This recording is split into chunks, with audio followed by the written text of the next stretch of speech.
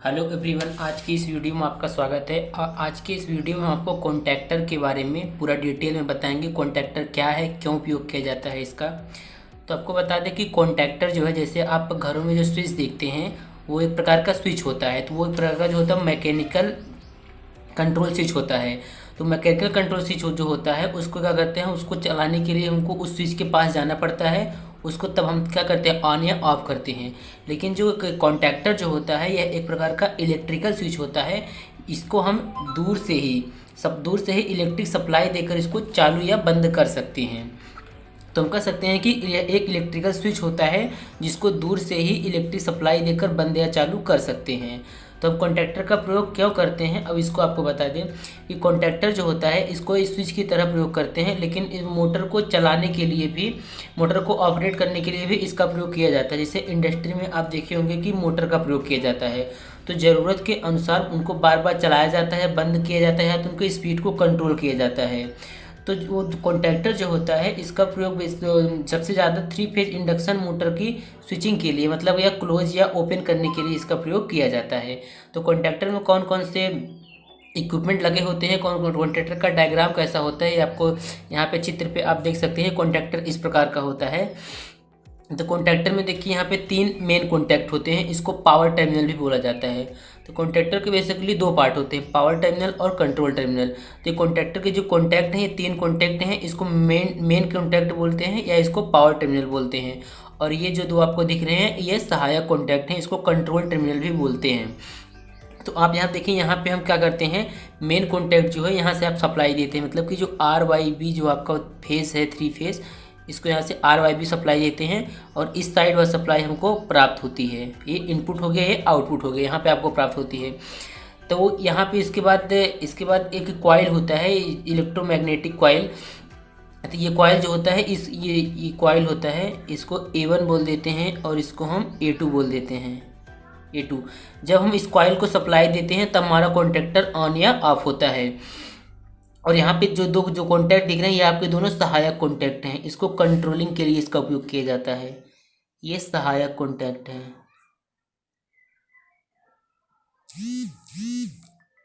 ये आपका सहायक कॉन्टैक्ट है।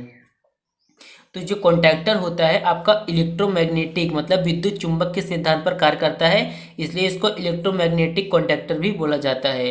तो मोटर के परिचालन में, मतलब मोटर को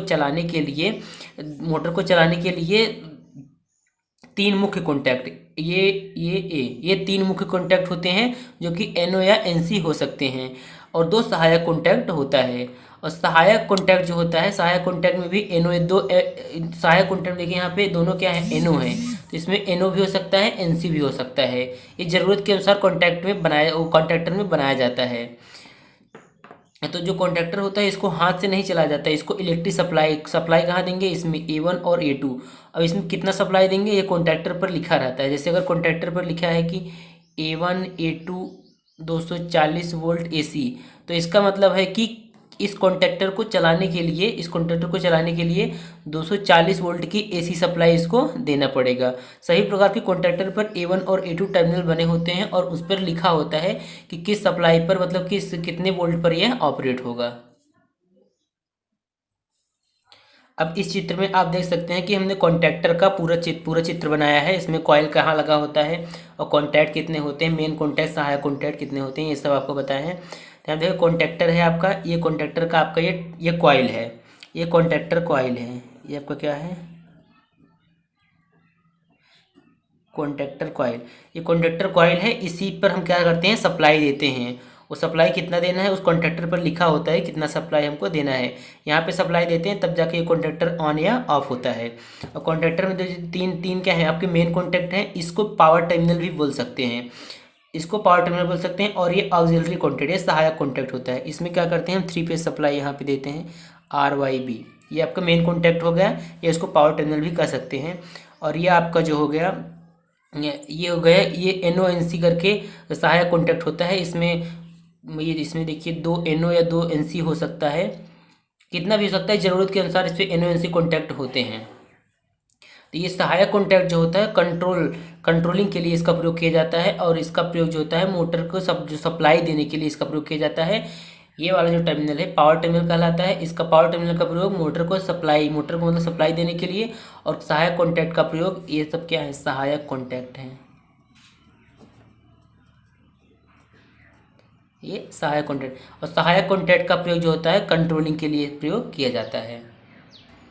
तो आपको एक बार शॉर्ट में बता दें, इसमें तीन मेन पार्ट होते हैं, कॉन्टैक्टर कॉइल, पावर टर्मिनल और कंट्रोल टर्मिनल। इसको पावर टर्मिनल को हम मेन कॉन्टैक्ट बोलते हैं और कंट्रोल टर्मिनल को हम सहायक कॉन्टैक्ट भी बोल सकते हैं। तो सबसे पहले इसको बता देते हैं कॉन्टैक्टर कॉइल, फिर से एक बार बता देते हैं कि ये कॉन्टैक्टर कॉइल जो होता है यह सबसे ज़रूरी पॉइंट होता है आपका। इसकी सहायता से ही हम कॉन्टैक्टर को चालू या बंद करते हैं। और जितने भी कॉन्टैक्टर होते हैं सभी प्रकार कॉन्टैक्टर में A1 और A2 टर्मिनल जरूर दिया रहता है, क्योंकि ये सबसे मुख्य होता है। और यह टर्मिनल जो होते हैं कॉन्टैक्टर को स्टार्ट करने के लिए प्रयोग किए जाते हैं। और सभी कॉन्टैक्टर पर लिखा होता है कि कितने की वह कॉन्टैक्टर किस वोल्टेज पर ऑपरेट होगा। जैसे अगर इसमें लिखा है 240 वोल्ट AC, तो यह 240 वोल्ट AC पर ऑपरेट होगा। अब दूसरा चीज़ इसमें है पावर टर्मिनल।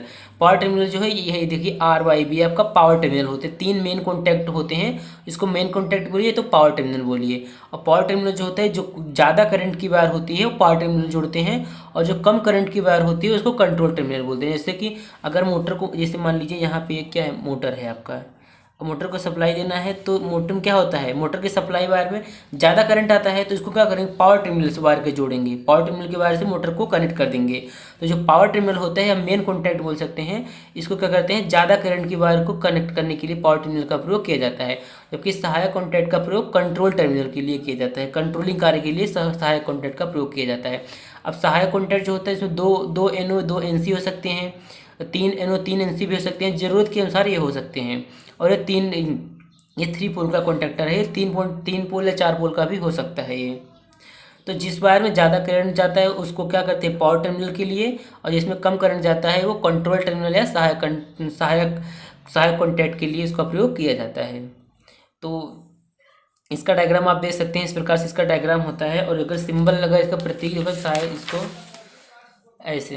ऐसे इसको बनाया जाता है। यहाँ पर इसमें जब आप स्टार्टर पढ़ेंगे तो स्टार्टर में जो होता है कि इसका कनेक्शन किया जाता है, स्टार्टर के लिए कॉन्टैक्टर का प्रयोग मेनली किया जाता है। अब हम देखते हैं कि इसमें जब सप्लाई देते हैं तो यह किस प्रकार से कॉन्टैक्टर काम करता है। देखिए जहाँ से A1 और A2 ये कॉइल टर्मिनल है, ये कॉइल टर्मिनल पे हम सप्लाई देते हैं, तो ये 240 वोल्ट मान लीजिए सप्लाई देते हैं, तो ये एनर्जाइज हो जाती है, ये कॉइल जो होती है एनर्जाइज हो जाती है। इसमें एक स्प्रिंग लगा होता है, ये क्या होगी स्प्रिंग, ये जब इसमें सप्लाई देने में एनर्जाइज जब हो जाएगी ये, तब ये जो कॉन्टैक्ट जो ओपन कॉन्टैक्ट है ये क्लोज हो जाएंगे, मतलब ये ऐसे टच हो जाएंगे सारे, ये इसमें ऐसे ही टच हो जाएंगे। जब ये टच हो जाएंगे तो ये जो यहाँ पे जो आपको 3 फेज सप्लाई दिए हैं RYB, ये सप्लाई इसके पहले हमको नहीं प्राप्त हो रहा था, लेकिन जब ये टच हो जाएंगे तो सप्लाई हमको यहाँ पे भी प्राप्त होने लगेगी।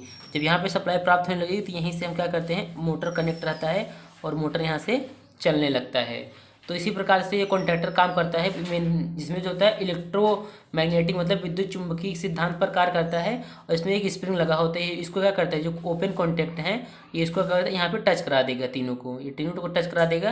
तो ये क्या होगा, यहाँ पे सप्लाई दिए इस साइड भी सप्लाई प्राप्त होने लगेगी।